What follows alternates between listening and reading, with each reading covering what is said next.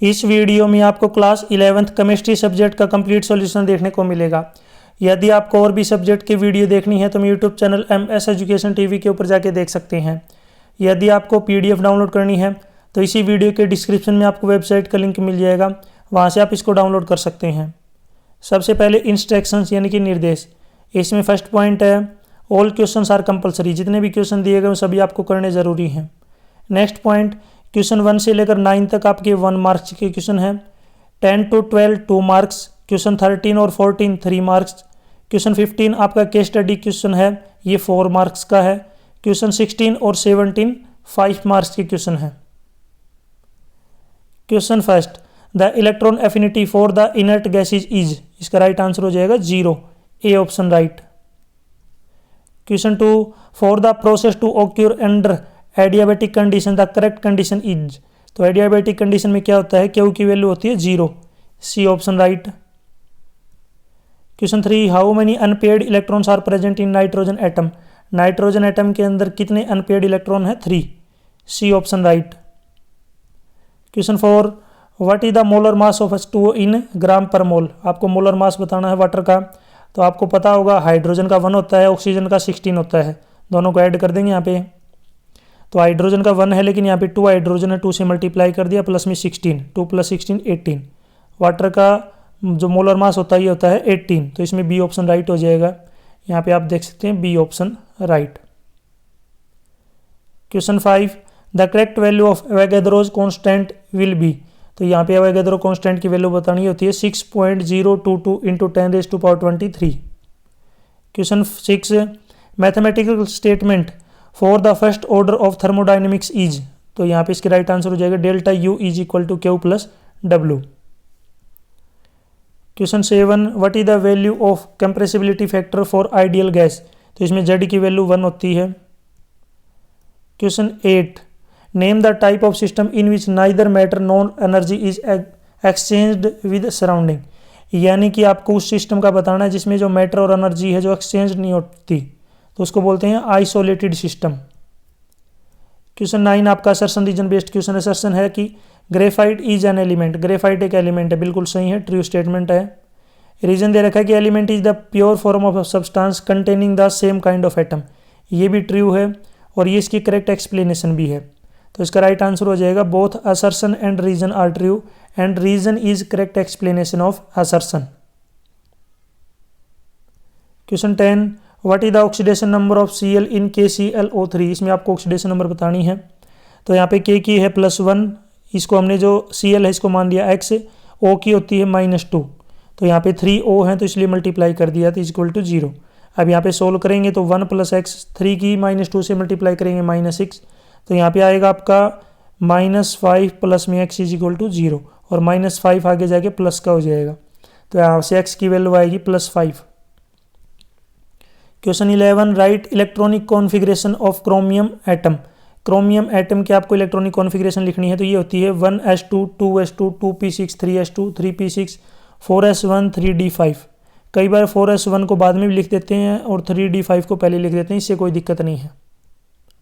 Question 12, what is the reason that the first ionization energy of nitrogen is higher while that of oxygen is lower, यानी कि क्या reason की जो first ionization energy है वो nitrogen की ज़्यादा है और ऑक्सीजन की कम है, तो इसका राइट आंसर है because nitrogen is more stable due to half filled electronic configuration, क्योंकि जो नाइट्रोजन है वो ज़्यादा स्टेबल है, किसके कारण है, उसके जो हाफ फील्ड इलेक्ट्रॉनिक कॉन्फ़िगरेशन के कारण।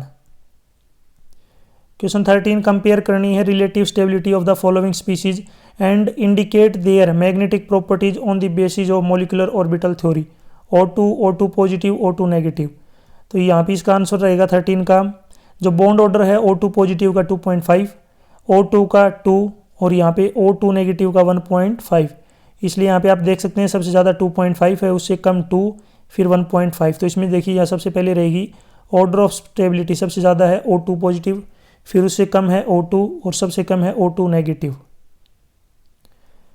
Question 14, a measure temperature on Fahrenheit scale is 200 degree Fahrenheit, what will the reading be on Celsius, आपको यहाँ पे फारेनहाइट में टेम्परेचर दे रखा है, डिग्री सेल्सियस में बताना है, तो ये फॉर्मूला होता है F = 9/5C प्लस में 32।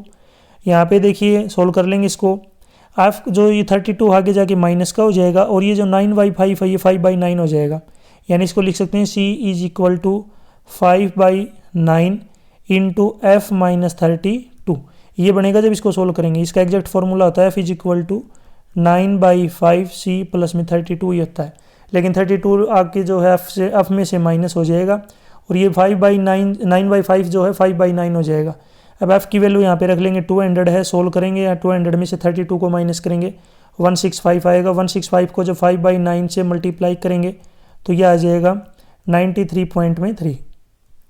आपको वो वैल्यू बतानी है जिसके ऊपर डिग्री फ़ारेनहाइट और डिग्री सेल्सियस क्या हो बराबर, यानी कि किस वैल्यू के ऊपर डिग्री फ़ारेनहाइट और डिग्री सेल्सियस बराबर होते हैं।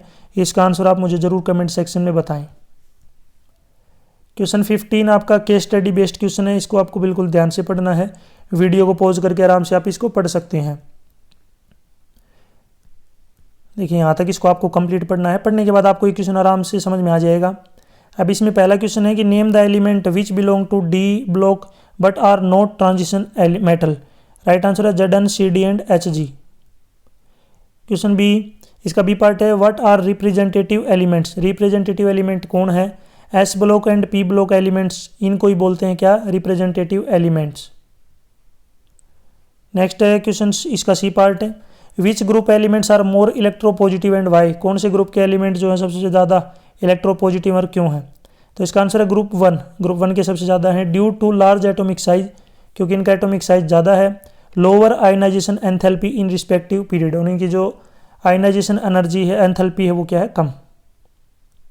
इसमें डी पार्ट है what happens to reactivity if you move down the group 17। क्या होगा रिएक्टिविटी के साथ? क्या होगा यदि आप ग्रुप 17 में नीचे की तरफ जाते हैं तो इसमें क्या हो जाएगा? Reactivity will be decrease. जब हम नीचे की तरफ जाएंगे तो रिएक्टिविटी भी क्या हो जाएगी? डिक्रीज हो जाएगी। Question 16, although CO2 and H2O are triatomic molecule, shape of H2O molecule is bent while that of CO2 is linear. Explain on the basis of dipole moment. यानी कि CO2 और H2O की दोनों ही जो है ट्राई एटोमिक मोलिक्यूल हैं और यहाँ पे जो H2O है इसके मोलिक्यूल जो है बेंट है, लेकिन CO2 के मोलिक्यूल क्या है? लीनियर है। तो आपको डाइपोल मोमेंट के बेसिस पे आप बताना है क्यों है ऐसा। इसका आंसर है the difference in dipole moment between H2O and CO2 is responsible for their different molecular shape. यहाँ पे जो डिफरेंसेस है डाइपोल मोमेंट के कारण, इसी के कारण जो इनकी जो शेप है वो क्या है? डिफरेंट है। The presence of non bonding electron pairs in H2O leads to an uneven distribution of charge resulting in a bent shape with a net dipole moment. Meanwhile, the symmetrical arrangement of polar bonds in CO2 leads to a linear shape with no net dipole moment.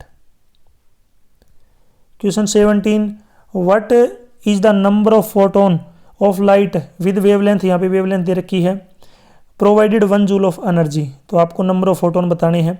तो इसका answer है यहाँ पे formula बनेगा energy of a photon having wavelength lambda given by expression है E is equal to Hc upon में lambda. H यहाँ पे है प्लांक्स कांस्टेंट, इसकी वैल्यू दे रखी है, S मतलब स्पीड ऑफ लाइट। यहाँ पे लैम्डा की वैल्यू दे रखी है, इसको यहाँ पे मीटर में कन्वर्ट कर लिया, इसलिए 10⁻⁻12 से मल्टीप्लाई कर दिया। ये -12 था, यहाँ पे 3 था, सोल्व करेंगे तो -9 पावर बचेगी। नीचे यहाँ पे E की वैल्यू दे रखी है Hc अपॉन E की हमें निकालनी है Hc अपॉन लैम्डा। तो H की वैल्यू यहाँ पे है, C की यहाँ पे है और इसके डिवाइड में, ये इसका मतलब क्या है कि डिवाइड में, यानी ये चीज़ इसके नीचे आएंगी, दोनों के नीचे, यानी ये वाली चीज़ के नीचे आएगी नंबर। सोल्व करेंगे तो यहाँ पे आ जाएगा अपने पास 4.97 इंटू 10⁻⁻17 जूल। अब हमें number of photon provided in 1 joule of energy निकालना है। तो n की वैल्यू होती है 1/e। तो E जो एनर्जी जो है अपनी, इसको 1/ इसके 1 के नीचे लिख लेंगे। ये सोल्व करेंगे तो ये आ जाएगा 2.01 इंटू 10⁻16 फोटोन्स, यहाँ पे आएगा। आपको बताना है कमेंट सेक्शन में हाईएस्ट वेवलेंथ किसकी होती है, कौन सी, जो आपको बतानी है कौन सी सबसे हाईएस्ट वेवलेंथ किस वेव की होती है, कमेंट सेक्शन में ज़रूर बताएं।